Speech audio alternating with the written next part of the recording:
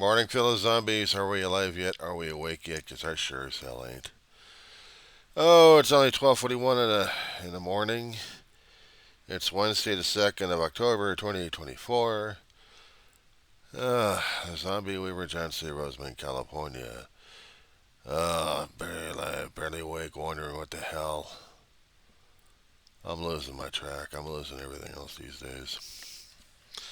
So, I suppose you all got a good laugh and a good lark yesterday. Last night watching the vice president debates and getting your hee hee hee ha ha ha. Look at this and look at that. He didn't do this. He didn't do that. And he's funny looking and stuff like that.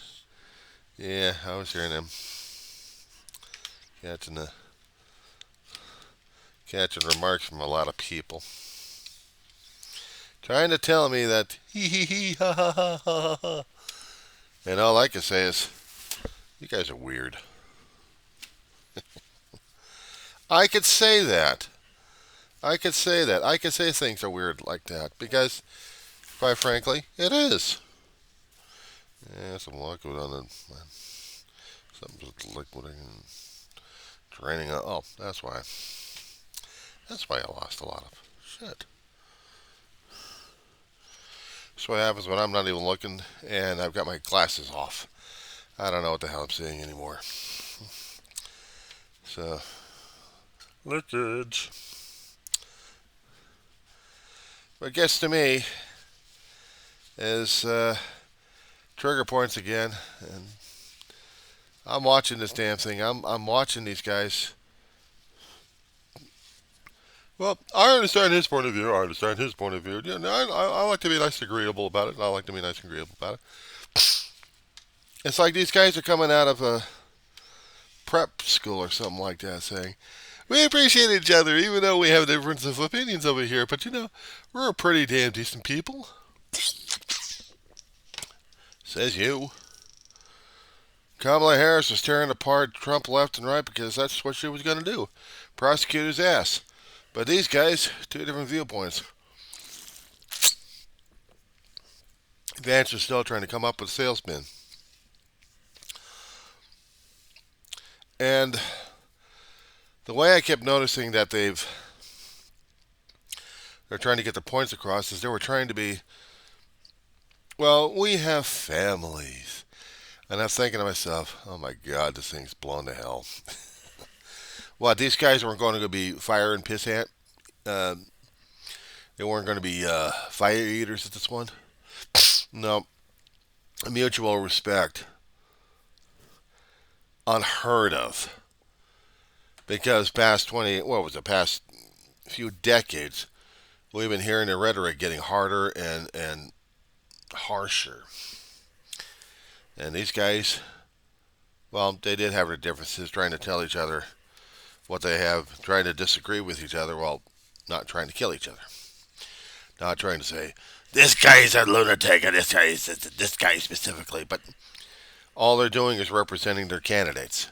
So I guess these guys were trying to be be the voice of reason next to the quote unquote hotheads, or try to be anyway. But we'll see. Kind of reminded me of Dirty Rotten Scoundrels. There was a movie back in the late 80s on this one my brother and I watched a long time ago. I can't even watch it anymore. Too many happy memories that makes it too hard as hell for me to watch it and laugh my ass off because I remember watching that movie with him. Michael Caine and, oh, Steve Martin. Two primary comedians on there battling out as con men in the French Riviera, trying to get the ultimate score from a lady con artist who scams both of them. And at the end of the film, when my brother and I saw it at the movie theaters, people are looking at me because I'm looking at the conversation. I'm seeing these guys lip read, and I'm getting the attitude. My brother's like, "You can read that thing?" I'm like, "Dave, they're telegraphing the damn thing. They're saying this, they're saying that, and it's a back and forth over here." I did a great job, made a monkey. Listen to me, Freddie. This is going to be a golden opportunity. Yeah, but I got to be the one doing over the thing over here. Will you two guys relax at this point over here? While the theme is and the credits are going, and we're seeing these characters almost fading out, and I'm just reading off their attitude and the discussions and like almost lip reading the thing. And I remember my brother's like, he's laughing. A few other people are laughing because they stayed behind, and I'm doing this skit. I'm reading the skit right here. I'm just seeing this, and we saw it again on cable long a little afterwards. And again, I'd do the same thing, but it was a lot easier when I was in the movie theater and getting close to the screen, so I could see the action. On a television screen, I could barely see the damn thing, even with glasses. What made it harder for me to get into a movie these days is the good memories that was making me feel so good and wonderful about it and laughing my ass off, and then all of a sudden the depression kicks in. And I couldn't enjoy the film because it was that hard to deal with, let alone watching any other kind of military films I'd watched that I used to watch with my brother and got into. And then it's good action adventures. But there was one particular film that I watched that I couldn't get into, and it was Act of Valor. Before my brother's passing, and we were actually able to get to a movie theater, I think before or after Mama passed away, we went and saw the Act of Valor. And it was about the U.S. Navy SEALs talking about, well, as themselves, but they're not like doing a documentary. No, a fictitious scenario happening here, and they're using all the tactics that they know, actually all the tactics that they're authorized to show. My brother's crying through it. We'd gotten the DVD home with us, and he'd watched it, and he still cried.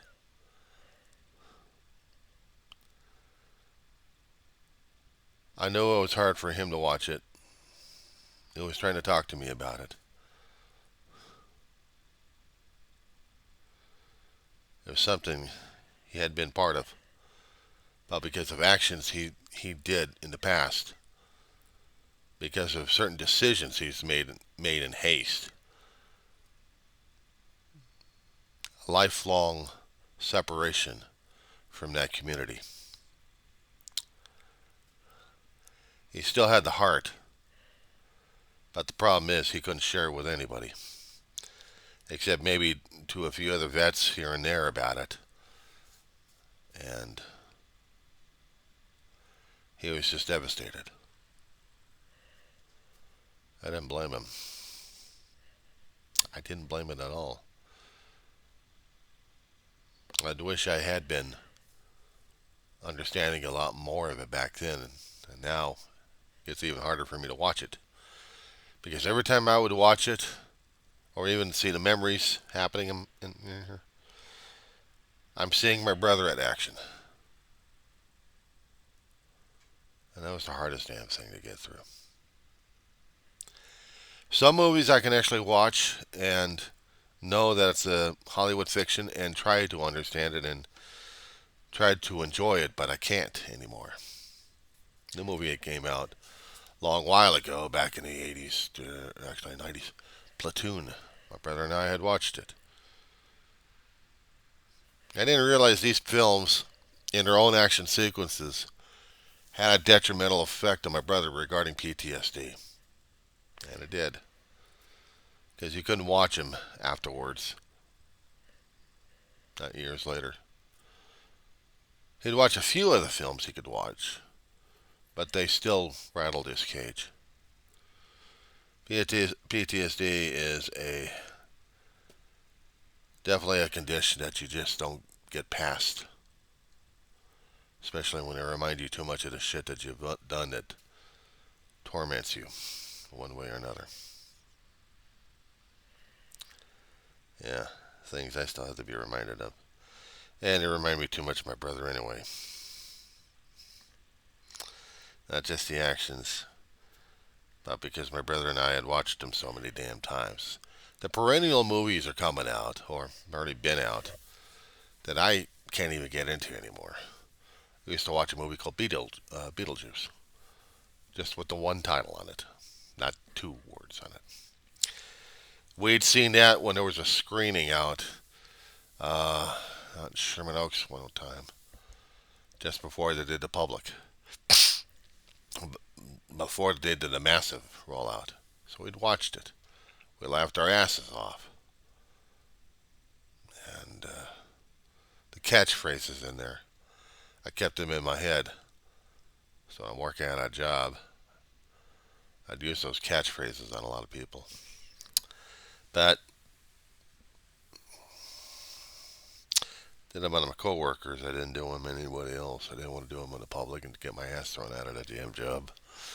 But I'd see the movie from time to time in those days. We had VHS and then finally got the DVD, I think, somewhere around here. But and now it's streaming, and I can't even get into it anymore. Happy memories that I would have and share with family and friends. Hardest damn things for me to get into. They got this. They got a modified. Actually, got a new Beetlejuice movie out.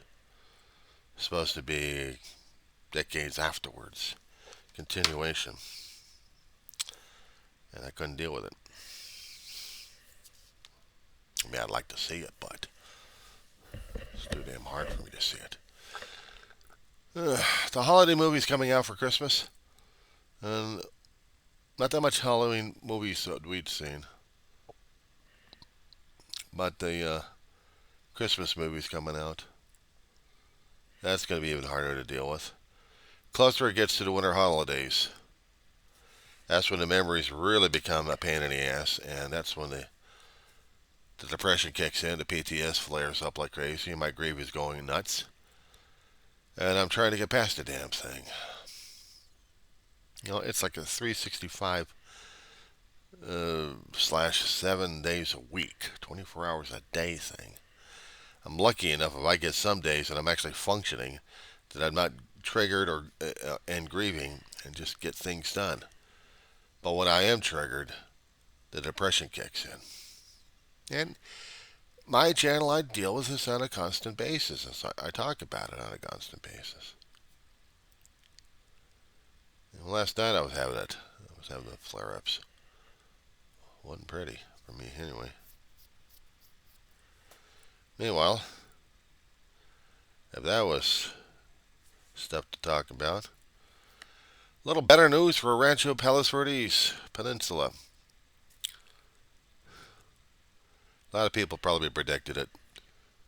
They needed money and resources, and they still need money and resources, and they're still getting screwed over to people over there in the peninsula.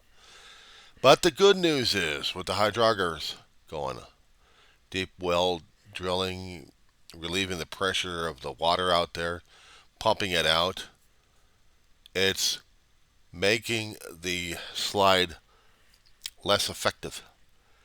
From 13 inches a week down to 8 inches a week. The geologists and the engineers are notating this stuff.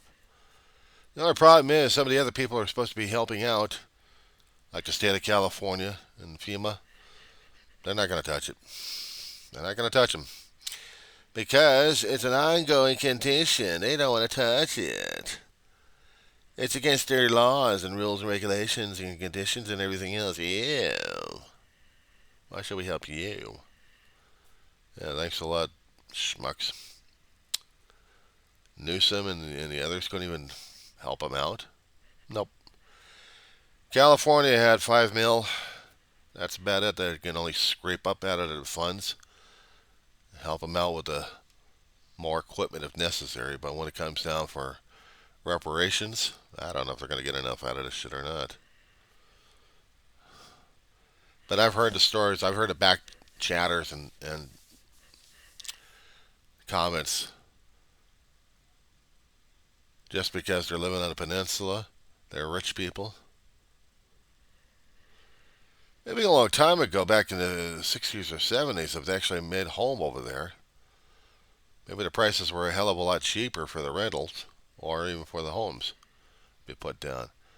Values had changed. Now the values have tanked. But at least they may be able to save some of the homes over there and some of the landscape. If they pump out enough water, which is coming out 600 gallons a minute. I said before, I'm no geologist, I'm no engineer, but when I heard about a slide situation, that's when I kept thinking about when I took those college courses regarding geology. Some of the information actually did stick in my head. And I thought of slip and slide. If there's enough water in the rocks, in the water table, and there's enough pressure and gravity, yep, wee. But now we're getting traction because the water level is going less and less and less and less and less and less and less and less and less until to the point where there's going to be very scant water for it to move. Because of the pressure of the real estate that they have on top of it, both commercial and residential, not to mention the infrastructures, and God knows what we got to put on there, it won't slide as much. I mean, it probably will slide a little bit here, but not as much. But add water to the table, forget it. You might as well have them live on oil or something like that. That'll be them live more, less friction, more wee, right into the drink. But the water's doing just the same thing. It took it years. It took them years. As the articles I had put in there, the older articles talking about it, they didn't realize what landscape, what kind of rocks they were dealing with. They didn't understand the geology of the area. They didn't care to. Some of the geologists said that, no, you can't do that because this ground is slipping. But they saw the commercial value of having an ocean view with a price down the road. I'm paying for it right now. Which means LA's County's fitting the bill for this one. I wonder if they're going to try getting Newsom on this one. Whether or not if he's actually going to pay up or not. FEMA's not going to touch him. If it was a sudden thing and not an ongoing situation, that's the sudden onset they could deal with. But if it was a gradual thing going on for decades, and they knew about it, they're not touching it. Not unless they actually have the rules and regulations and laws made, both in state and federal on this one, for those kind of actions. And then watch out if the insurance companies and the states and the federal government will pay for it. They're already having issues right now with lack of money that the FEMA already has and been burning through left and right. Because this particular hurricane is going to suck them dry. And then after that, then what? We got tropical storms coming in. We've already got several states already going through disaster zones. What else are they supposed to do?